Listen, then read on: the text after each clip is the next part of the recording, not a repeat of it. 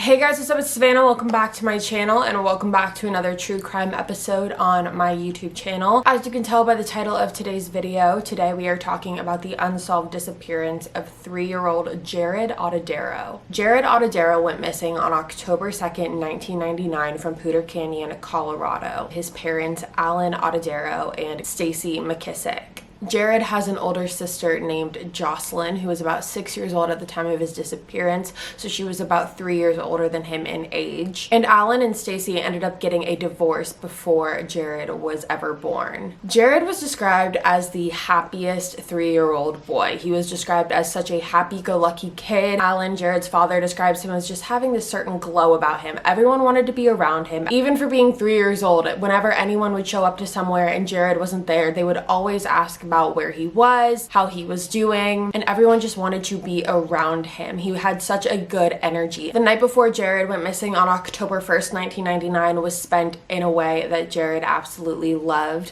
He was watching his favorite movie at the time, which was Godzilla, and he kept wanting his dad to stay up with him to watch this movie because it was his favorite, but his dad, Alan, was really exhausted from a long day, but he did end up watching the movie with Jaryd. So Alan actually owned a resort in Poudre Canyon, Colorado with his twin brother. The two of them had purchased it about a year and a half before Jaryd had gone missing. The resort offered a lot of different hiking trails. You could go fishing. It was really just a great way to get immersed in the outdoors and in nature. And that was something that was really attractive to Alan when thinking about purchasing the resort, is because he wanted it to be a place where he could create memories with his kids. His kids could get immersed in the nature. Alan was a huge outdoorsy type of guy, so he wanted to be able to create those memories with his children as well. A lot of times the resort would be rented out by larger groups of people and larger organizations that would come and stay at the resort, and that was the case on the weekend of October 2nd, 1999. There was actually a Christian singles group who had come to stay at Alan and his brother's resort, and this Christian singles group had been to the resort multiple times before this. They had spent a lot of the time in the summer there and long weekends there. They would use it as a getaway. This particular singles group was called the Denver Christian Singles Association, and they were coming to the resort to stay, and instead of having to pay to stay there, they ended up doing a trade-off deal with Alan. And the trade was that this group would come and stay at the resort for free. In exchange, they ended up helping Alan and his brother with some of the upgrades that needed to be made in the resort. Alan and Jocelyn and Jaryd actually lived on the resort. There was a convenience store that was located on the resort, and in the back of the convenience store there was kind of like a little apartment set up, and that is where Jaryd, Jocelyn, and Alan would stay. So on the morning of October 2nd, 1999, it really started off as any typical morning. Alan got Jocelyn and Jaryd dressed for the day, and like I said, the Denver Christian Singles Association was staying at the resort. And there was one woman who was a part of this group named Janet, and both Jaryd and Jocelyn loved Janet. And Alan has said, like, Janet is probably one of the very few people that he actually trusted with his kids. So when Jocelyn woke up on the morning of October 2nd, she really wanted to go and spend some time with Janet and kind of just hang out with her, which Alan was fine with and let her go off and do. And then at about 9 a.m., Jocelyn ran up to her dad, Alan, and asked him if it was okay if she could go on a hike with Janet and the rest of the singles group. In total, it was 11 different adults. And at first, Alan was a little hesitant, didn't know if it was the right idea. Janet reassured Alan that Jocelyn tagging along on this hike was no problem at all. She could just hang out with Janet and everything would be good. Now, Jaryd, being a 3-year-old boy who wants to do everything that his big sister does, also went up to Alan and begged Alan to let him go on the hike as well. Now, the original hiking trail that the group was set to go on was only about 1.5 miles down the road from the resort. It was a very flat, very easy, safe hiking trail, which is why Alan ultimately allowed Jaryd to go. Because the thing about 3-year-olds is, as great as they are also a handful to deal with. You have to have your eyes on them at all times. And so because of that fact, Alan was very hesitant on letting Jaryd go on this hike. But again, it was 1.5 miles down the road. Alan knew the trail that they were going on very well and knew that it was an easy trail to do. And again, Janet had reassured Alan that it was fine if Jaryd tagged along as well. And the entire group told Alan that they would keep a very strict eye on Jaryd and that he had nothing to worry about. So that is when Alan allowed both Jaryd and Jocelyn to go on the hike with the group. So the entire group packed into this van and they drove 1.5 miles down the road to the initial hiking trail that they were planning to go on. Now, when they got there, the group realized that this trail was not really what they had in mind. They wanted something a little bit more challenging. They wanted more of a real hike experience. So they all got back in the car, including Jaryd and Jocelyn, and drove 16 miles down the road to a trail called the Big South Trail. So let's talk about the Big South Trail. The Big South Trail is about a 7-mile long trail. And when I mapped how far away the resort is from the Big South Trail, it was about a 22-minute drive. The Big South Trail is definitely not the most kid-friendly trail, especially for a 3-year-old. The Big South Trail has a lot of different hills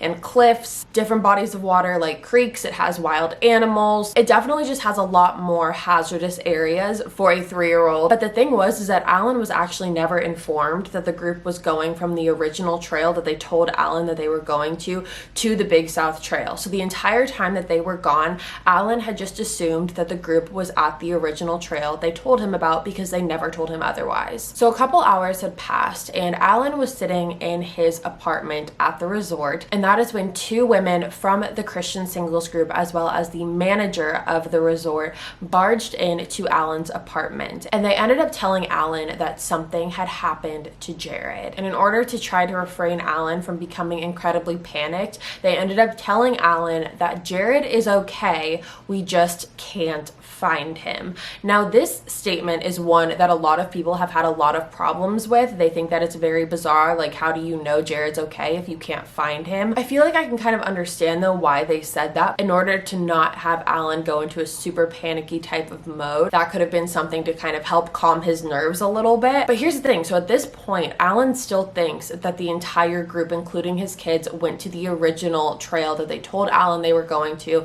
That was 1.5 miles down the road. That was a very, very easy trail to go on. And when he was told that the group actually changed their plans and went to the Big South Trail instead, that is when the panic really set in for Alan, because he knew how dangerous that trail was. So at this point, Alan got in his car, drove the 22 minutes from the resort to the Big South Trail, got out of his car, got onto the trail, and just started running. I think he ran for like a straight mile and a half, just screaming out Jaryd's name, hoping that he would just appear. Because Alan said at first he thought maybe Jaryd was playing hide and seek. Like maybe this is just some sort of game that he had. He thought that it was funny. He's 3 years old. He doesn't really understand the gravity of this situation. And Alan thought that if Jaryd heard his dad's voice, then he might understand that it's time to come out and stop playing this game. But when Alan ran through the trail and called out Jaryd's name and Jaryd still didn't come out, Alan knew that something was very wrong. So at this point, the manager of the resort had actually called the police and the search and rescue team. So by the time Alan had gotten to the trail, the authorities and the search and rescue team showed up shortly after. So that is when the search for Jaryd began. The search and rescue team as well as the authorities started walking through the trail trying to see if they could find Jaryd. And Alan's question now was, how did this happen? You had a group of 11 adults who all swore to Alan that they would have eyes like a hawk on Jaryd, and now Jaryd is nowhere to be found. So Alan just wanted to know what led to this. Like, how did we get here? So let's talk about that. So according to the 11 adults in the Christian singles group, when they arrived to the Big South Trail, they ended up splitting up into 2 separate groups. You had the first group, who was more of the fast-paced group, the one who wanted to walk a little bit faster. And then you had the second group, who was the slow group. So you had the fast group and the slow group, and Jaryd and Jocelyn were both in the slow group. And being 3 years old and being so excited to be on this hike, Jaryd had a bunch of energy and he just wanted to go. So the fast group's up here, you know, the slow group back here, and Jaryd ended up walking past the slow group into the fast group and then ended up passing the fast group. So he didn't ever stop. His speed never changed. But here's where it gets a little weird, because when Jaryd was walking from the slow group to the fast group and then passing the fast group,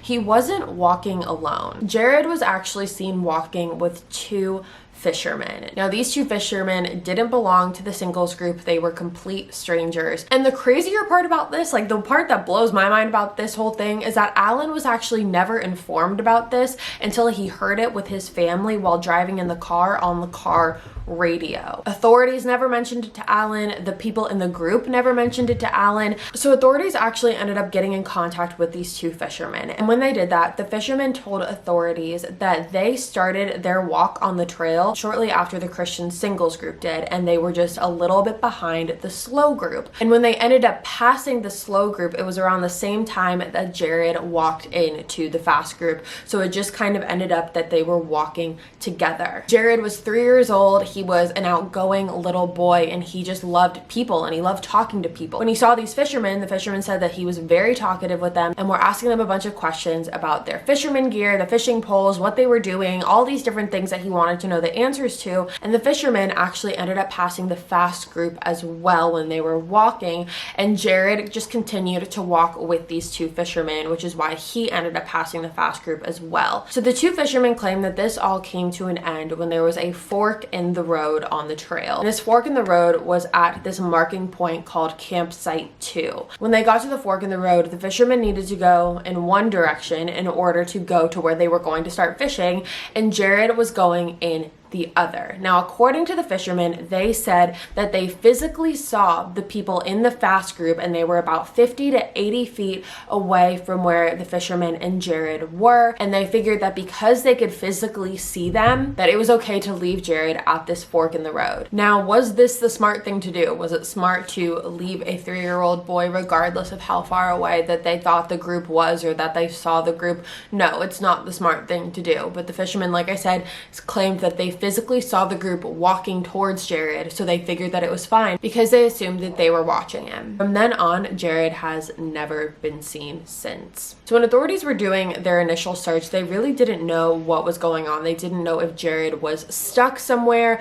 They didn't know if he had just fallen asleep, because this could have been a very tiring experience for him, having to go on this hike that is not kid friendly and there's a lot of hills. It could have caused him to go through a period of exhaustion, so he could have just gone off and fallen off asleep somewhere. And after going through the entire day on October 2nd into the night of searching and still finding no sign of Jaryd anywhere, authorities decided to call off the search that night and start searching again the following morning. But even when going back the following morning to the Big South Trail, no one was able to find Jaryd anywhere. So authorities had actually set up a command center at Alan's resort. It was just kind of where everyone was, where authorities would be. It was where Alan and his family would be, and it worked out conveniently, except for the fact that authorities made this entire process absolutely excruciating for Alan and his family, as if it wasn't already excruciating enough. Alan's family flew in from California to Colorado to help search for Jaryd, and authorities were not having it. Almost right off the bat, authorities completely blocked off the entire Big South Trail, which is understandable because you do want to preserve the crime scene as much as you possibly can, but they also banned Alan and his family from entering the trail at all, and actually threatened to arrest Alan and his family if they tried to get in. And after a lot of different arguments and discussions, authorities did finally allow Alan and his family access to the trail, but they needed to be escorted by a police officer at all times. And this is where the tension with the Atadero family and the authorities really began. One time, while the family was being escorted by a police officer through the trail, the police officer actually stopped the family and told them that they were making this a really difficult process for police to handle and that they couldn't keep doing this anymore. But it's like, what were they doing? But here's where things get really, really interesting. There was a man who just so happened to be in the area at the time of Jaryd's disappearance, and he was actually staying at Alan's resort. Now, this man was actually a trained tracker in the military. So he was professionally trained by the best of the best to track bombs. That was his profession. It's what he did for a living. He was incredibly, incredibly skilled, and he actually took it upon himself to try and track Jaryd. And like I said, he was staying at Alan's resort, and one day he was at the convenience store and he was checking out of the convenience store, and he ended up talking to the cashier. They ended up getting in just kind of like a little bit of a conversation, and this man actually was telling the cashier, you know, I'm so tired, I'm so exhausted, I've been working day in and day out trying to figure out what happened to this boy. And they start talking about Jaryd. Now, what this man didn't realize is that the cashier that he was talking to was actually Alan. So when Alan heard that this man is a trained tracker and he was trying to track down Jaryd, he told him like, hey, that's my son. And this man just looked at Alan and said, I need to talk to you. Like, we need to sit down and talk because I have something to show you. So when the two of them ended up sitting down, this man actually drew out a map for Alan. And on this map, he marked an X, and the X stood for where this man thought Jaryd was. But this man told Alan that he wasn't able to get to where he thought Jaryd was because A, authorities had blocked off the entire trail, but B, when this man went to authorities and tried to tell them what he thought, they completely just disregarded it and just shut him out, regardless of the fact that he's literally a trained tracker. Alan and this man had this conversation. Alan went back to the authorities and said, this man who is a trained tracker has tracked my son to this spot. Like, we need to go to this spot and see if he is there. So the authorities ended up telling Alan that there was a helicopter search that happened, which it did happen. There was a helicopter that flew over the Big South Trail after Jaryd went missing in hopes to see if they could find him. The authorities told Alan that the helicopter actually flew over the spot that the trained tracker had said Jaryd was, and the helicopter didn't see anything from above, so it would be a waste of time to go back and check that spot again. I don't know, I just find that very odd. It's one thing to look from a helicopter and look from above, and it's another to physically go to that spot to see if you could see anything there that the helicopter maybe didn't pick up. I don't know, I could be wrong. So there was a journalist who got in contact with the sheriff of the department that was working on Jaryd's case. And the journalist and the sheriff set up a time to meet together, and the journalist was doing a piece on Jaryd's case. The journalist and the sheriff set up a time to sit down and have an interview regarding Jaryd's case. Now, while this was all happening, the sheriff was also filming a segment for a learning channel. So he had the learning channel going on as well as the interview with the journalist. But when the sheriff and the journalist sat down to do this interview, it was the end of the interview, and for whatever reason, I guess the sheriff thought that the cameras were off and the mics were off, and he ended up telling the people in the room with him, are you as tired of hearing about this case as I am? First of all, I don't care if this had been going on for decades. That's still no excuse for saying something like that, but Jaryd at this point had been missing for just 3 weeks, and the sheriff is already saying, are you as tired of hearing about this case as I am? And the clip of the sheriff saying this actually got leaked to the public, and when it did, everyone lost their mind because they were so aggravated and upset and frustrated that this was the person that's supposed to, you know, lead this whole investigation and be responsible for finding Jaryd is the same person who's like, are you as tired of hearing about this as I am? The entire community was absolutely furious. The people from the police departments were threatening to quit because they were so embarrassed to be working under someone like that. And most importantly, Jaryd's family was absolutely heartbroken because this is the person, like I said, that they were supposed to trust in finding Jaryd. And he goes and says some heartless thing like that, and they just felt completely hopeless at that point. Now, if that wasn't frustrating enough, there were actually multiple different organizations as well as the National Guard who were reaching out to Alan, offering Alan their services of volunteering to help find Jaryd. But in order for them to come out and help with the search, they actually needed to be invited by the sheriff. They needed like a formal invitation from the sheriff of the department to come and help volunteer. When Alan went to the sheriff and asked the sheriff basically like, these people, these organizations, the National Guard want to help, can you please formally invite them so they could come and help? The sheriff actually told Alan that it just wasn't in the budget for these organizations to come and help with the search. They didn't have the money for it, so it couldn't happen. Now, when Alan went back to these organizations and told them this, the National Guard in particular, the National Guard was completely completely thrown off when Alan told them this, because the National Guard wasn't looking for money. There was never going to have to be a dime paid for their volunteering. They told Alan that they weren't looking for money, they weren't asking for money, they would simply come out there for free and help in the search. And they told Alan that the sheriff was aware of this. The sheriff knew that the National Guard was a free service. But regardless of the fact of it being free, they still needed the sheriff's invitation in order to come and help search. And that is when Alan went back to the sheriff and was like, they don't want money, they just need an invitation. And the sheriff still said no. And to just add another thing into all of this, when Jaryd initially went missing, during like the very first hours that he went missing, the authorities had gone to Alan's resort to pick up some belongings of Jaryd in order to get his scent for search dogs and different things like that. And the piece of clothing that they had been using in order to do this search had been a pair of shorts that they had found at the resort. But the entire time of this search going on, authorities weren't actually using Jaryd's shorts. Authorities had been using a pair of Alan's shorts, a pair of adult men's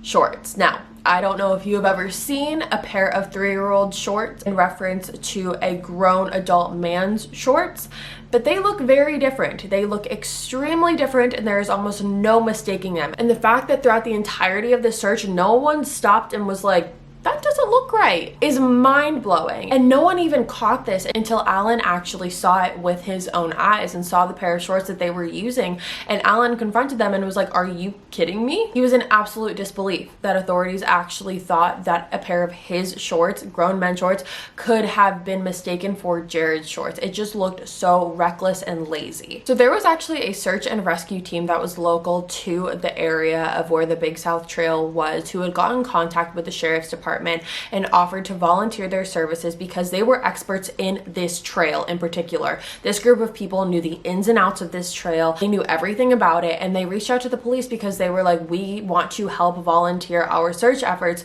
because no one knows this trail better than we do.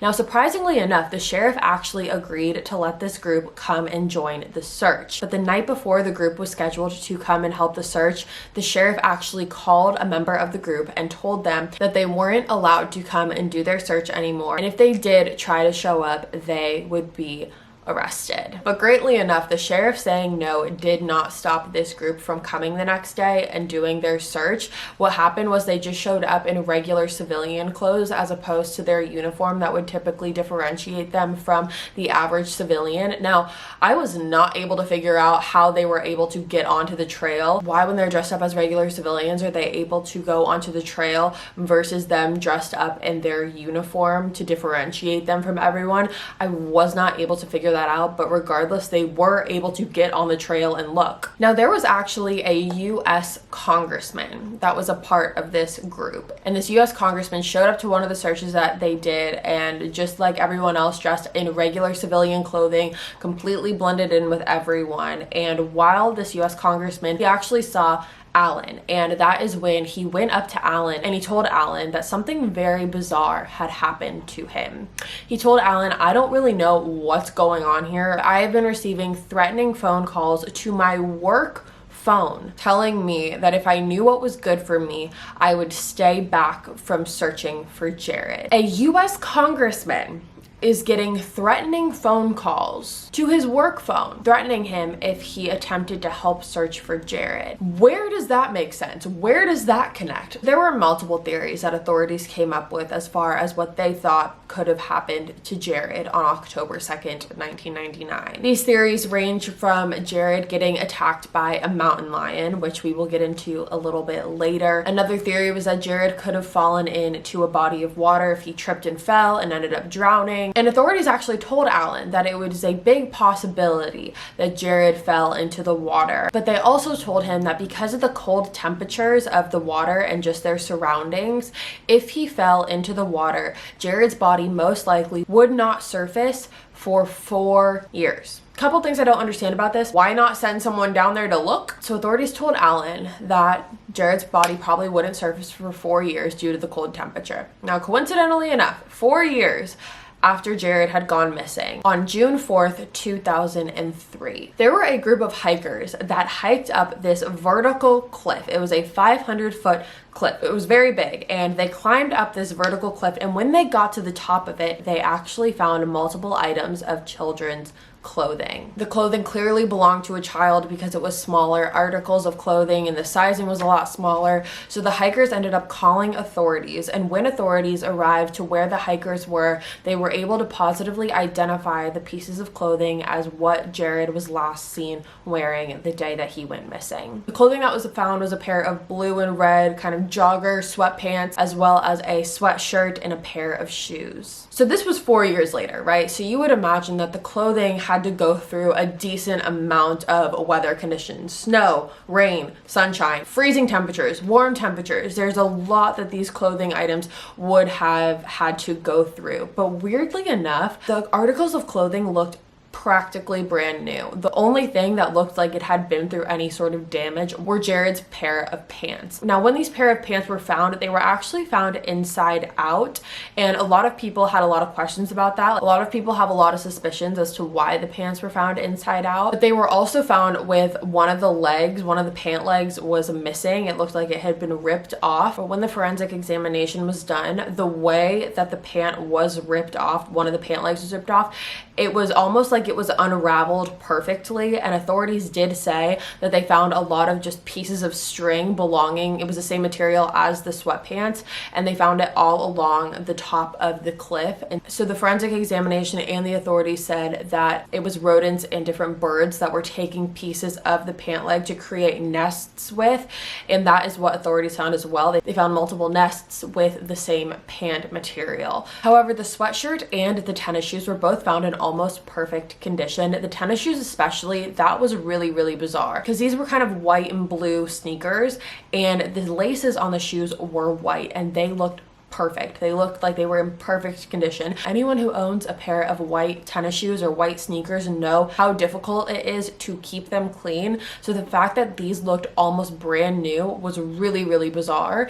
And let's talk about the fact that these clothing items were found on the top of a 500-foot cliff. And there is no way that Jaryd climbed up this cliff voluntarily on his own. There's absolutely no way. When authorities took Alan to where the clothes were found on the top of the cliff, it took 2 other people to assist him getting up to the top, as well as multiple different pieces of equipment. Alan and his family went back on their own trying to get to the top, went like halfway and had to turn around because it was too difficult of a climb for them. When the forensic examiner looked at the clothes more closely as well into DNA testing, there was not one drop of blood on any of Jaryd's clothing items that were found. Now, this was a big thing for the people who believed in the mountain lion theory, that was Jaryd got attacked by a mountain lion. And again, we're going to piece apart that theory in a minute, but that was a big question mark as well as to why was there no blood found on his clothes. So after the clothing was found and that information was released to the public, there was actually multiple different people who came forward to authorities and asked why, if Jaryd's clothing items were found on the top of this cliff, why none of his remains were found. Like, why weren't there any bones of his found, any teeth, anything like that. And weirdly enough, about a week later, there was a piece of a cranium as well as a tooth found on the top of the cliff where Jaryd's clothing was found about a week prior. Now, the cranium was kind of under a little bit of debris when they found it, but the tooth was actually found sitting almost perfectly on top of some branches and some sticks and some leaves. It was just sitting on the top of it. I guess they just missed it the first time. I don't know. Now, when the cranium was found, when the piece of the cranium was found, it had a couple different scratches and scrapes on it, and once that information was released to the public, there was actually a woman who reached out to Alan personally via email, and the only way the two of them ever communicated throughout the entirety of this and to this day was via email. And this woman told Alan that she specialized in artifacts and bones and things like that. So this woman ended up telling Alan that she knows why that would happen, and she basically said that those scratches and scrapes were a result of the skull being dragged along the bottom of a body of water. When it's being dragged along the bottom of the body of water, there's rocks down there, there's different sharp objects, and that is why it ended up looking like that.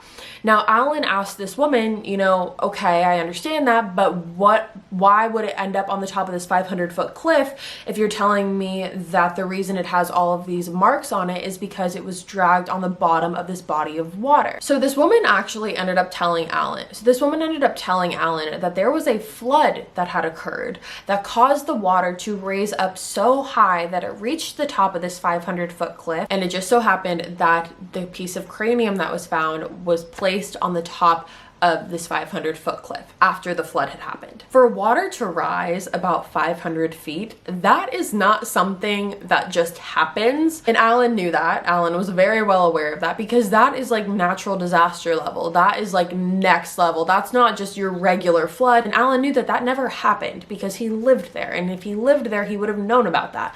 And he knew that. And so when he got back to the woman and told her, she basically asked him for a map of where everything was found, where the tooth was found, where the clothing items were found. After Alan sent her that map, the woman never got back to Alan ever again. Now, I've read a lot of things where a lot of people believe that the police department was behind this woman who was telling Alan that there was a natural disaster, which is why the piece of cranium was found on top of this cliff. A lot of people believe that it's just the fact that it was only via email, the fact that they never talked on the phone, the fact that Alan and this woman never met up in person. When Alan went back shortly after these emails had been exchanged, the woman had actually deleted the email thread, but luckily Alan had copied and pasted the entire thread onto a Word document before they were ever deleted by her. So he was able to go back and see everything that was said, and he has those for his records, luckily. So now that we have all of this, I think it's very important to go back for a second and remember the trained tracker who marked the X as to where he thought Jaryd could possibly be. Now, we're comparing where the trained tracker marked the X in comparison to where Jaryd's clothes and the remains were found. They were 35 feet apart from each other. 35 feet apart from each other. And authorities said it was a waste of time to go back and look when it was originally brought to their attention. It's just crazy to think what would have happened if they would have gone and looked 4 years prior when it was originally brought to their attention. So when authorities sent off the piece of the cranium as well as the tooth to be DNA tested to be able to confirm that the remains were in fact Jaryd's, the tooth came back as an 86% match to it belonging to Jaryd. Now, because of how shady and how suspicious this entire investigation had been, Alan decided to take matters into his own hands and decided to send off the tooth to a different lab, to a doctor in Ohio. He sent the piece of the cranium as well as the tooth to this doctor in Ohio for them to be tested again. So when he did this, the doctor in Ohio said that when it came to the tooth, when testing the tooth, there were actually 2 different sets of DNA that were found on the tooth, which to this doctor meant a couple of things. It could have either meant A, that someone had placed the tooth in the spot that it was found, and in doing that had transferred their own DNA over to the tooth, or B, when police were collecting the tooth as evidence, they didn't follow the proper protocol and ended up contaminating the tooth as well and transferring their own DNA onto it. Now, at this point, Alan wanted to test the tooth again, but the doctor in Ohio said that because of the contamination that had already occurred on it, they were not able to test the tooth again. But when it came to the cranium, 2 years after it was found and after 3 sets of DNA testing that had been done on it, cranium was confirmed to be a DNA match for Jaryd, which means that it was confirmed at this point that Jaryd had passed away. Now, when it came to Jaryd's sweatshirt, when Jaryd's sweatshirt was found, there, like I said, was no blood, but what there was multiple different hairs that were found in the collar of Jaryd's sweatshirt. Now, authorities went and took those hairs and sent them off for forensic DNA testing. So Alan was given access to every single test on the clothing, every test on the remains, every single test he had complete access to. The one test that Alan did not have access to, that he was not allowed to have access to, was the test that was done on these hairs found in the collar of Jaryd's sweatshirt. The sheriff told Alan that they did the test on the hairs, and when it came back, they were able to prove that the hairs that were found were not human hairs,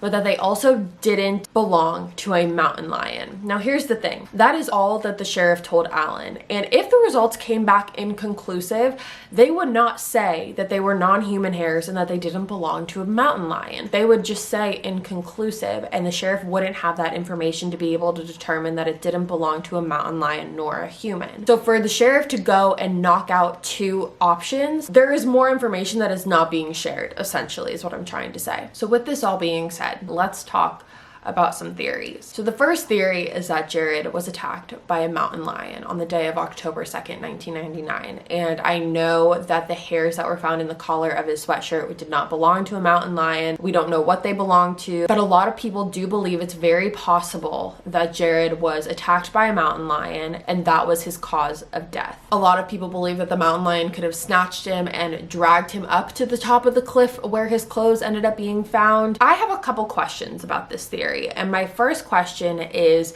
I know that there was no blood found on Jaryd's clothes, but if there had been a mountain lion attack, there would have been blood somewhere. The fact that from the start of the investigation, from the get-go, there was no blood found anywhere. There wasn't blood where Jaryd was last seen. There was no drag marks. There was nothing of that sort. It makes me wonder why. And if it was the case, it would be a very, very rare scenario where there was never any blood found from a mountain lion attack. If you look up mountain lion attacks online, you will see how much blood there typically is in one. And so for there to be no blood, not just on his clothing, but just in general, is very questionable. I also want to point out that there was a helicopter that was sent to do a search from above, and they claimed to have never seen any sign of Jaryd's clothes in the spot that they were found in. There would have been a bite mark. This is extremely morbid, but just to think, if he grabbed from the top of his head, first of all, blood would have been dripping down Jaryd's head, so there would have been some sort of blood that would have had to have been found. There would have been no sign of his sweatshirt, and for his sweatshirt to be in perfect condition and his shoes to be in perfect condition, it just doesn't seem likely. The second theory in this case is that Jaryd was abducted by someone on the day of October 2nd, 1999 on the trail. There was actually a ranger who worked on the Big South Trail, who did tours of the trail, and on October 2nd, he was guiding a tour for a group of people on the Big South Trail. Now, this ranger claims that while he was doing this tour, he actually ended up seeing an older man and a young boy walking together. The ranger said that it was clear to him that this boy kept on trying to get away from the man he was walking with. He kept trying to run away, and every time that would happen, the man just kept grabbing the little boy and pulling him back closer to him. Now, the ranger said that when he saw this, he thought it was a little weird, but he also thought it could have just been, you know, a 3-year-old having a little bit of a moment if he was upset about something, and so he didn't say anything. But then when the ranger went back home that night and turned on the news, because at this point it was all over the news, and saw that Jaryd had gone missing, the ranger said that the boy in the picture looked almost identical to the boy that was walking with the man that he had saw earlier that day. We are over 20 years since Jaryd has gone missing, and to this day, the authorities have never gotten in contact with this ranger to discuss what he saw that day. They have never reached out to him. They have never talked to him about it. Now, is it possible that the ranger just saw a random little boy with his dad or with his uncle or with his brother or something like that? Yeah, that's possible. But is it also possible that maybe he saw Jaryd? It's also possible, but we don't know because the authorities have never talked to him. Third theory in this case could be along with the combination of the first and second theory, but the third theory is that the sheriff's department has something to do with Jaryd's disappearance. I think it's completely fair to say that there has been a lot of shady business that's been going on throughout this entire investigation that we've talked about today, threatening to arrest family members and organizations that were offering their free volunteer work to come and search for Jaryd, to the U.S. congressman getting threatening phone calls, to the sheriff saying, "Are you as tired about hearing of this case as I am?" Now, whether that is they're covering it up, now whether that is they didn't want anyone's help because they wanted to be able to get all the recognition if they found Jaryd, or if it is they know more than they are saying, whether that means that someone they are closely related to or a friend is responsible and they want to cover it up for their friend or family member, or if one of them is directly responsible. You can't rule anything out in this case. It is a little bit coincidental that the authorities said that it would take 4 years for Jaryd to resurface if he fell into a body of water, and then 4 years later his clothes are found on the top of a 500-foot cliff in almost perfect condition besides his pants. And then for a week after his clothes to be found, for his tooth to be found perfectly placed on top of some sticks and branches and trees and all of this, it just doesn't sit right. The only article of clothing that was never found was Jaryd's t-shirt. Jaryd was wearing a t-shirt underneath his sweatshirt that day that he went missing, and his t-shirt has never been found. So I want to know what you guys think. So please let me know your theories in the comments below. I don't know what I believe. I personally don't believe that Jaryd was attacked by a mountain lion. Like, in my gut instinct feeling, I don't think he was attacked by a mountain lion, but I don't know what I think other than that. So let me know what you guys think in the comments down below. And with that being said, you guys, that is all for me today. Thank you so much for tuning in to another true crime episode here on my YouTube channel. If you are new to my channel, hi, my name's Savannah. I make videos 3 days a week, Sunday, Tuesday, Thursday. You should subscribe and join the family. I love you guys so much. I'll be back in a couple days with a brand new video. Bye, guys.